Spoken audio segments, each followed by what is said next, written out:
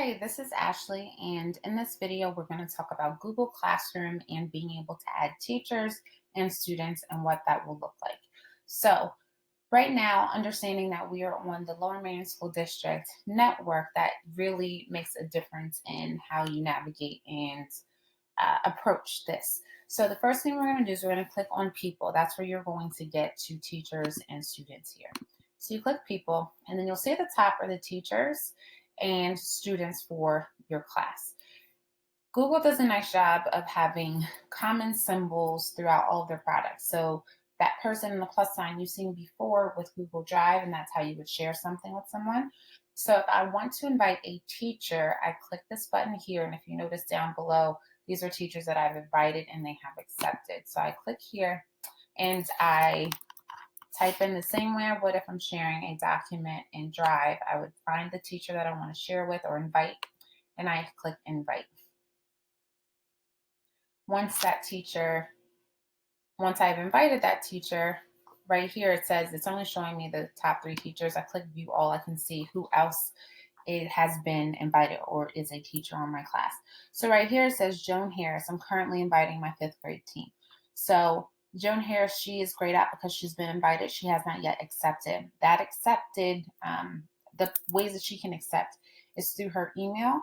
She'll get that notification and can accept that way. Or if she were to log in or go to her Google Classroom beginning space or page, and then it would pop up that she has been invited to be a teacher in my class, and she would accept there.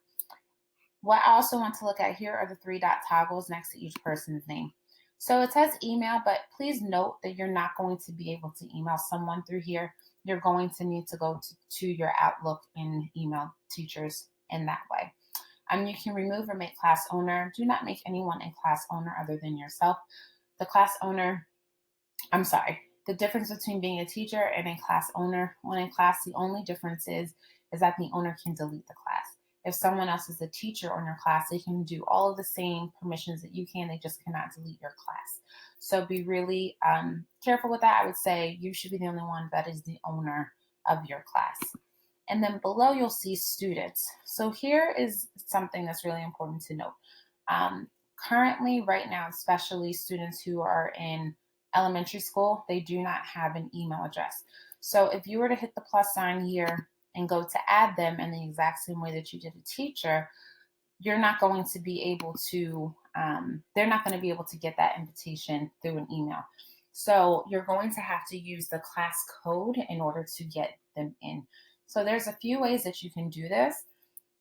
The code is here and it's in a couple places. So the code is here, which you can copy paste it. If I come back to my stream and I look here, it says class code. And I can even click to magnify the code as well. So you can do it in a few ways. You can make your own little video and share with students how to do it.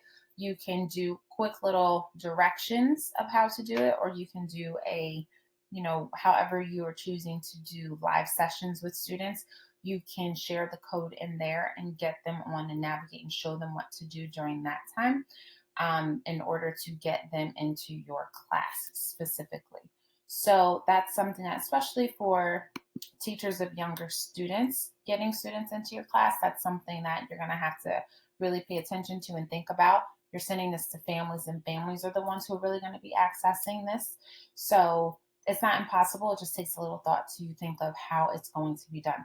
So something to note as well is with the people, they will also, once they're in your class, the students are in your class, then you'll be able to tie in the grade. So then that will populate. Once you have students, you'll have their names and things populated in this section so that you're able to see how they're doing with assignments or work or anything of that nature.